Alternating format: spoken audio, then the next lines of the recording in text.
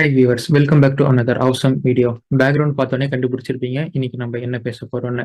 S, உலகமே உத்து பார்த்துக்கிட்டு இருந்த பிரான்ஸ் எலெக்ஷனின் ரிசல்ட்டை பற்றி தான், அந்த பிரான்ஸ் எலெக்ஷன் எப்படி நடந்துச்சு அப்படிங்கிறது தான் நம்ம இன்னைக்கு பார்க்க போகிறோம். பல பேருக்கும் ஒரு டவுட் இருக்கும். எலெக்ஷனில் ரவுண்டு 1ங்கிறாங்க, ரவுண்ட் 2ங்கிறாங்க, அதுக்கப்புறம் கன்சல்டேட் பண்ணி இப்போ ஒரு எலெக்ஷன் ரிசல்ட்டை கொடுத்துருக்குறாங்க அப்படின்னு பல பேருக்கும் இதில் பிரான்ஸில் இந்த எலெக்ஷன் எப்படி நடந்தது அப்படிங்கிற ஒரு குழப்பம் உங்களுக்கு இருக்கும். ஸோ அப்படிலாம் குழப்பம் இருந்துச்சுன்னா நோ வரிஸ். இன்னைக்கான காணொலியில ரொம்ப சிம்பிளா என்னால் முடிஞ்ச அளவுக்கு உங்களுக்கு நான் கிளியர் அண்ட் சிம்பிளா ஈஸியா அண்டர்ஸ்டாண்ட் பண்ற மாதிரி சொல்றேன். இது போக ரஷ்யாவின் புல்சைஸ்ல இருந்த உக்ரைனால இன்னைக்கு தப்பிக்க முடியல, மிகப்பெரிய சேதம் ஏற்பட்டிருக்கு. ஆனா அது உக்ரைனுக்கு இல்ல, நேட்டோ நாடுகளுக்கும் மேற்கத்திய நாடுகளுக்கும் தான் மிகப்பெரிய சேதத்தை இப்ப ரஷ்யா ஏற்படுத்தியிருக்கிறாங்க. ஒரே நாள்ல பல அட்டாக் வெற்றிகரமா ரஷ்யா தம்பிக்க வச்சிருக்காங்க நேட்டோ நாடுகளை. இன்னைக்கான காணொலி ரொம்ப முக்கியமான காணொலி. மிஸ் பண்ணாம இந்த வீடியோவை முழுசா பார்த்து என்ஜாய் பண்ணுங்க. வாங்க இப்ப செய்திகளை விரிவா பார்க்கலாம். பிரான்ஸ்ல ஒரு எலெக்ஷன் நடந்திருக்கு. அதுல மேக்ரானின் கட்சி ஜெயிக்கல அப்படிங்கிறது தான் பெரும்பாலும் நமக்கு தெரிஞ்ச ஒரு விஷயமா இருக்கும். ஆனா பிரான்ஸ்ல நடந்த எலெக்ஷன் மேக்ரோனுக்கான எலெக்ஷனே இல்லை. அதாவது பிரசிடென்ட் எலெக்ஷன் இல்லைன்னு சொல்ல வரேன். அப்ப இது எந்த எலெக்ஷன் அப்படின்னு கேட்டீங்கன்னா, prime minister election, parliamentary election. So Macron as usual schedule பண்ண மாதிரி 2027 வரை பிரான்சின் பிரசிடென்ட்டாக இருப்பார். இன்கேஸ் எதுவும் இந்த எலெக்ஷனில் ரொம்ப மோசமாக போகாத வர. ரொம்ப பரபரப்பாகவும் திருப்பங்கள் நிறைந்த எலெக்ஷனாக தான் 2024 பிரான்ஸ் எலெக்ஷன் இப்போ நடந்து முடிஞ்சிருக்கு. எல்லோராலும் எதிர்பார்க்கப்பட்ட லீ பென்ஸின் நேஷனல் ரேலி கட்சியும் இங்கே வெற்றி பெறல. அங்கேயும் இல்லை இங்கேயும் இல்லை அப்படின்னு சொல்லக்கூடிய மேக்ரோனின் என்செம்பிளும் இங்கே வெற்றி பெறல. யாருக்கு தான் வெற்றி அப்படின்னு கேட்டீங்கன்னா, இடதுசாரி கட்சி, லெஃப்ட் விங் அப்படின்னு சொல்லக்கூடிய இடதுசாரி கட்சிக்கு தான் இங்கே வெற்றி கிடைச்சிருக்கு. இவங்க தான் இங்கே ஆட்சி அமைக்க போறாங்க. பிரைம் மினிஸ்டர் கேண்டிடேட்டும் இடதுசாரி கட்சி தான் தேர்ந்தெடுக்க போறாங்க. பிரான்ஸை கவர்ன் பண்ண போறதும் இடதுசாரி கட்சிகள் தான் இனிமேல. பிரான்சின் நாடாளுமன்றத்துல, அதாவது பார்லிமெண்ட்ல 577 சீட்டு இருக்கு. அந்த 577 சீட்டுல யாருக்கிட்ட 289 சீட்டுகள், 289ங்கிற நம்பர் வருதோ அவங்க தான் ஆட்சி அமைப்பாங்க. அப்ப 289ங்கிறது தான் அந்த மேஜிக் நம்பர், மெஜாரிட்டி. பிரான்சின் எலெக்ஷன் ஆனது 2 ரவுண்டா நடக்கும். ஃபேஸ் 1, ஃபேஸ் 2 அப்படின்னு சொல்லலாம். இந்த எலெக்ஷன் ரவுண்ட் 1 ஜூன் 30லயும், எலெக்ஷன் இன் ரவுண்ட் 2 ஜூலை 7லயும் நடந்து முடிஞ்சிருக்கு. சரி, இந்த ரவுண்ட் 1, ரவுண்ட் 2 எப்படி நடக்கும் அப்படின்னு பார்த்தீங்கன்னா, இந்த ரவுண்ட் 1லயே 2 பாசிபிலிட்டி வரும். அதாவது ரவுண்ட் 1ஓட ரிசல்ட்டை வச்சு ரவுண்ட் 1லயே எலெக்ஷனை முடிக்கலாமா, ரவுண்ட் 1ஓட எலெக்ஷன் ரிசல்ட்டை வச்சு ரவுண்ட் 2க்கு கொண்டு போகலாமா, இந்த ரவுண்ட் 1 தான் தீர்மானிக்கும். எப்போ எலெக்ஷன் ரவுண்ட் 1லயே முடியும் அப்படின்னா, மக்கள் கேண்டிடேட்ஸுக்கு ஓட்டு போட்டு அந்த ஓட் கவுண்டிங்ல எப்போ ஒரு கட்சியை 50% அல்லது 50%க்கும் மேல இருக்கும் ஓட்டை வாங்குறாங்களோ, அப்ப அந்த கட்சி பிரான்ஸ்ல வெற்றி அடைஞ்சதா அறிவிச்சு எலெக்ஷன் ரவுண்ட் 1லயே முடிஞ்சிடும். இது ஒரு பாசிபிலிட்டி. சரி, இப்போ எப்போ ரவுண்டு 2க்கு போகும் அப்படின்னு கேட்டிங்கன்னா, ரவுண்டு 1ல் எந்த கேண்டிடேட்ஸுக்கும் மக்கள் 50% ஓட்டு கொடுக்கல, அதாவது ஓட்டிங் கவுண்ட்ல 50% ஓட்டு வரல, எல்லாருமே அப்படியே கிட்டத்தட்ட 50%க்கு கீழே தான் வராங்க அப்படிங்கிற பட்சத்தில் ரவுண்டு 2க்கு எலெக்ஷன் நடந்து போகும். இப்போ நடந்து முடிச்ச எலெக்ஷன்லையும் இதுதான் நடந்திருக்கு. ரவுண்டு 1 அண்ட் ரவுண்டு 2 நடந்திருக்கு. ரவுண்டு 2ல என்ன நடக்கும் அப்படின்னா, ரவுண்டு 1ல அதிக ஓட்டு வாங்கின அந்த டாப் 3 கேண்டிடேட்ஸை ரவுண்ட் 2க்கு போட்டி போட வைப்பாங்க.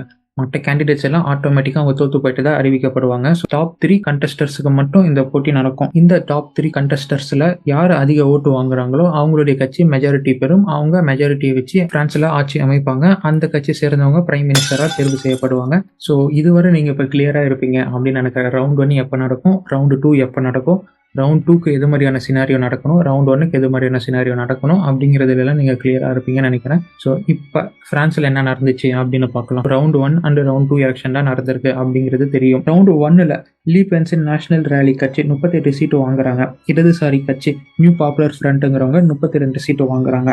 மேக்ரோனின் மையம், வலதும் இல்லை இடதும் இல்லைங்கிற மையம் என்செம்பிள் கட்சி 2 சீட்டுகள் வாங்குறாங்க. வலதுசாரி கட்சி ரிபப்ளிகன்ஸ் 1 சீட்டை வாங்குறாங்க. இதுதான் ரவுண்ட் 1ஓட ஓட்டிங் ரிசல்ட். இப்போ ரவுண்ட் 1ல யாருமே 50% வாங்கல, அதனால ரவுண்ட் 2க்கு போறாங்க. ரவுண்ட் 2ல தான் கதையே மாறி இருக்கு. அதாவது வலதுசாரி ரிபப்ளிகன்ஸ் கூடுதலா 44 சீட்டு வாங்கியிருக்கிறாங்க. நேஷனல் ரேலி கூடுதலா 105 சீட்டு வாங்குறாங்க. மேக்ரோனின் என்செம்பிள் கட்சி 166 சீட்டு வாங்குறாங்க. இடதுசாரி நியூ பாப்புலர் ஃப்ரண்ட் 150 சீட்டு வாங்குறாங்க. டோட்டல் போட்டு, அதாவது ரவுண்ட் 1ஐயும் ரவுண்ட் 2ஐயும் நம்ம டோட்டல் போட்டு எடுத்தோம்னா நமக்கு ஒரு கவுண்ட் வரும். இந்த கவுண்ட் எல்லாமே இண்டிவிஜுவல் ஓட்டிங் தான். அந்த கட்சியோடைய தனித்தனி ஓட்டிங் தான், எந்த கூட்டணியும் இல்லை, அந்தந்த கட்சியோடைய ஓட்டிங் தான். அதன் அடிப்படையில் இடதுசாரி கட்சி 182 சீட்டு வாங்கி லீடிங்ல இருக்கிறாங்க. அதை தொடர்ந்து என்செபிள் 168 சீட்டும், நேஷனல் ரேலி 143 சீட்டும், லீஸ்டா ரிபப்ளிகன்ஸ் 45 சீட்டும் வாங்குறாங்க.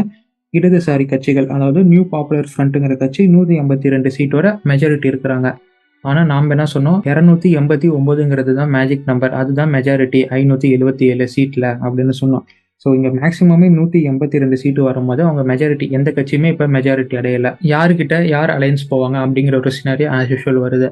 ஆனால் அங்கே ஒரு பிரச்சனை இருக்குது. இங்கே வந்து பொதுவாக கட்சி எப்படி இருக்குன்னு பார்த்தீங்களா, இடதுசாரி வலதுசாரி இல்லை மையம் அது மாதிரி தான் கட்சிகள் இருக்குது. அதாவது லெஃப்ட் விங் ரைட் விங் இல்லை சென்ட்ரல் அது மாதிரி தான் நிறைய கட்சிகள் இருந்துட்டு இருக்கிறாங்க. இவங்களுக்குள்ள ஐடியாலஜிக்கல் ரீதியாகவே ரொம்ப கருத்து வேறுபாடு இருக்கிறதுனால இவங்க எல்லாருமே ஒரு நெருக்கடி இருக்கும். அலையன்ஸ் அப்படின்னு வரதுல ரொம்ப நெருக்கடி இருக்கும். ஒன் சைடாக போயிடும். சப்போஸ் இப்போ என்சபிள் கட்சி அலையன்ஸ் போகிறாங்கன்னு வைங்களேன், அவங்களுக்கு சில பேர் ஆதரவு தரன்னு வராங்க.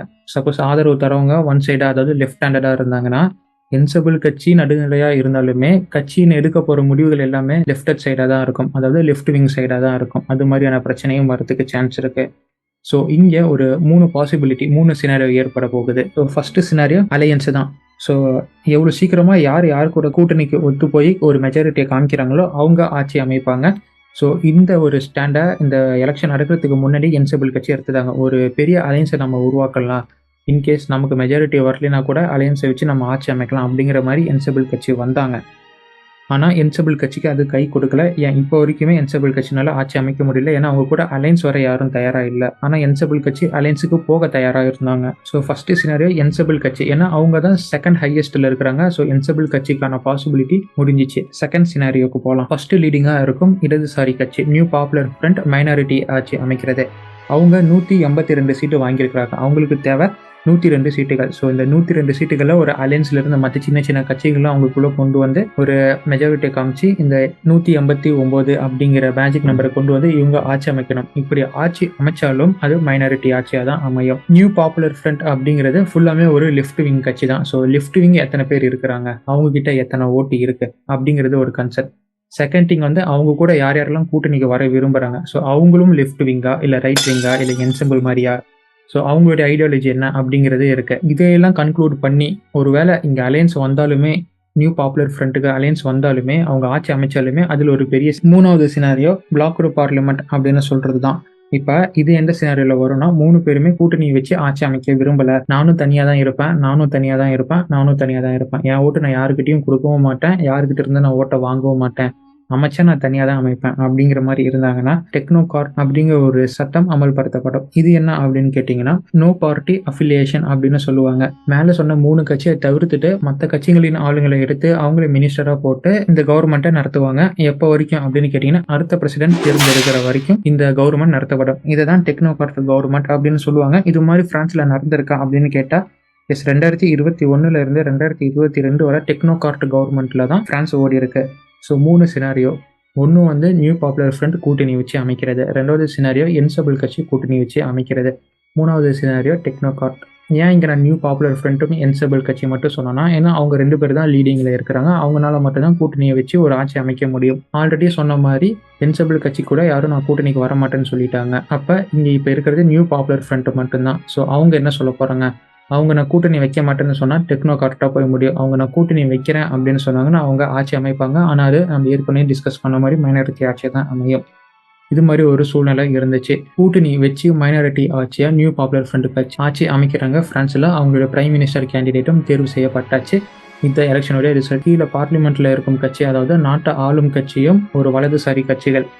பிரசிடெண்ட்டாக இருப்பவர் என்சபிள் கட்சி தலைவர். ஸோ பிரசிடென்ட் ஒரு முடிவை எடுப்பார். பிரசிடென்ட்டுக்கு ஒரு ஐடியாலஜி இருக்கும், பிரசிடென்ட்டுக்கு ஒரு தாட் இருக்கும். ஆனால் இப்போ இருக்கும் இந்த ஃபார் லெஃப்ட் விங் இந்த இடதுசாரி கட்சிக்கு வேற ஒரு தாட் இருக்கும். மிஸ் அலைனாவும் ஒரு அடிக்கடி பிரச்சனை வந்துகிட்டே இருக்கும் பார்லிமெண்ட்டில். இந்த ஒரு பிரச்சனை நம்ம எதிர்பார்க்கலாம். நியூ பாப்புலர் ஃப்ரண்ட் கட்சி என்ன சொல்கிறாங்கன்னா, பாலஸ்தீனை நாங்கள் ஒரு இண்டிவிஜுவல் ஸ்டேட்டாக தனி நாடை நாங்கள் அங்கீகரிக்கிறோம், அவங்களுக்கு ஒரு அங்கீகாரத்தை நாங்கள் கொடுக்குறோம் இண்டிவிஜுவல் நாடா அப்படிங்கிறத அவங்க முன்மொழிகிறாங்க. முஸ்லீம்ஸ் ஓரியன்டான முடிவை இவங்க எடுப்பாங்க அப்படிங்கிற மாதிரியும் சொல்லப்பட்டுக்கிட்டு வருது இந்த லெஃப்ட் விங்.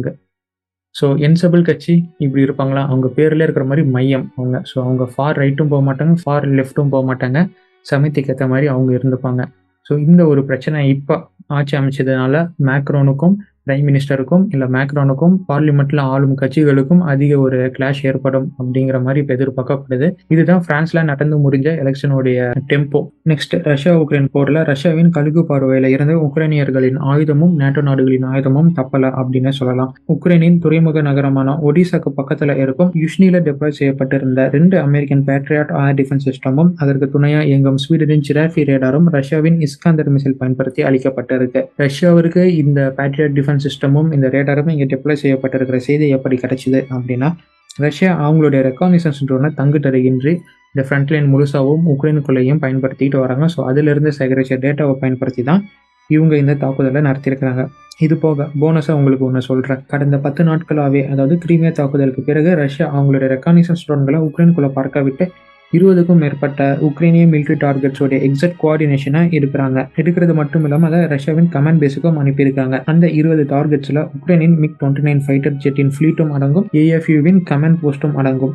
இப்போ இந்த பேட்ரியான் சிஸ்டம் அளிக்கப்பட்டதையும் உக்ரைன் மேலே ஏற்பட்ட தடையையும் துடைக்க air force command lieutenant general Michael ஓல்செக் என்ன சொல்கிறாருன்னா, ரஷ்யா தாக்குனது எல்லாமே டிகாய்ஸ், ஒரிஜினல் எதுவுமே இல்லை அப்படின்னு கிளைம் பண்ணுறாரு.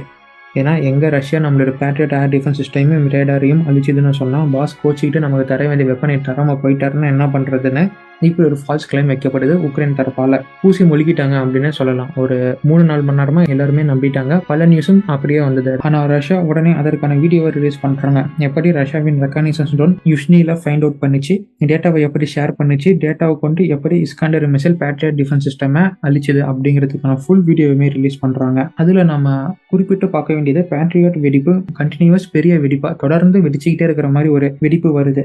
இப்போ ஓல்செக் சொல்கிற மாதிரி இருந்துச்சுன்னா அது ஒரு பெரிய வெடிப்பாக இருக்காது. ஒரே ஒரு வெடிப்பு மட்டும் இருக்கும். அது இஸ்காண்டர் போய் உழுவுற அந்த ஒரு எஃபெக்டால் வரும் வெடிப்பாக மட்டும்தான் இருக்கும். ஒரு கண்டினியூஸ் வெடிப்பு எப்படி வரும் ஒரு டீகாயாக இருந்துச்சுன்னா? வராது இல்லையா? இப்போ இதே தான் பல வார் பிளாகர்ஸும் பாயிண்ட் அவுட் பண்ணி சொல்லிக்கிட்டு இருக்கிறாங்க. பாருங்க, இந்த ஒரிஜினல் பேட்ரியட் டிஃபென்ஸ் சிஸ்டம்னால தான் கண்டினியூஸாக அது வெடிச்சுக்கிட்டு இருக்கு, பெரிய பெரிய வெடிப்புகள் ஏற்பட்டு இருக்கு. ஒரு ஃபால்ஸ் கிளைம் அப்படின்னு கழுவி ஊற்றிக்கிட்டு இருக்கிறாங்க. உக்ரைன் தரப்பே கழுவி ஊத்துறாங்க.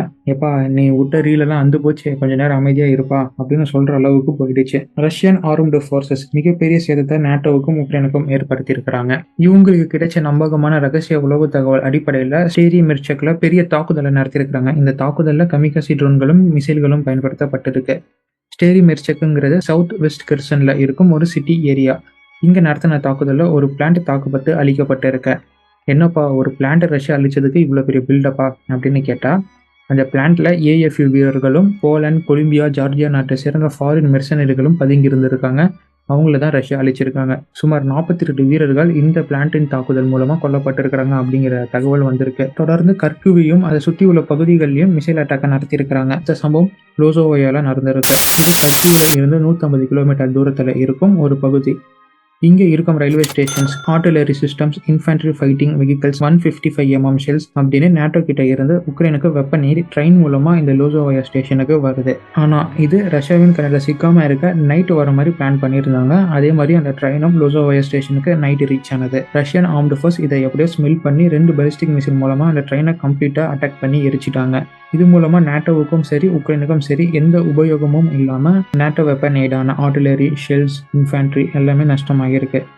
ஸோ ஜூலை 7 ரஷ்யாவின் தாக்குதலில் உக்ரைன் பல பெரிய இழப்புகள் சந்திச்சிருக்கு. ஸோ ரஷ்யாவின் புல்சைல இருந்து உக்ரைனால தப்ப முடியல, திணறிக்கிட்டு இருக்கிறாங்க உக்ரைன். ஸோ இந்த திணறல் உக்ரைனுக்கு எவ்வளோ நாள் தொடரும் அப்படிங்கிறத பொறுத்திருந்து பார்க்கலாம். ஓகே ஃப்ரெண்ட்ஸ், இன்னைக்கான காணொலி இதுதான். இன்னைக்கான காணொலி பற்றின உங்களின் கருத்துக்கள் என்ன அப்படிங்கிறத மறக்காம போடுங்க. பல இன்ஃபர்மேஷன்ஸ் எல்லாமே கேதர் பண்ணி உங்களுக்கு இன்னைக்கான நியூஸ் நான் சொல்லியிருக்கிறேன்.